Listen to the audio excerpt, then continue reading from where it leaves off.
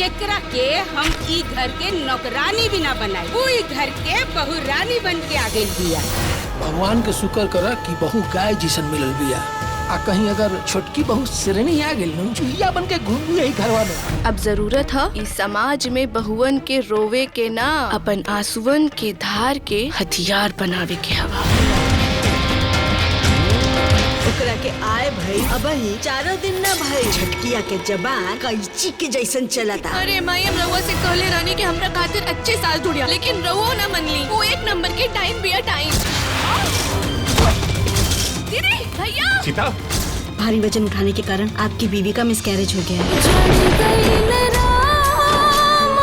रउआ ऐसे ही खामोश रहब ना तो ई घर कब्बो न सुधरी। रउआ बच्चा पैदा कर करके थक जाइबू ना, बाकी ई लोग साजिश करे में कब्बो भी ना थकी है। सास वर्सेस बहू, सिर्फ एंटरटेन रंगीला के YouTube चैनल पर।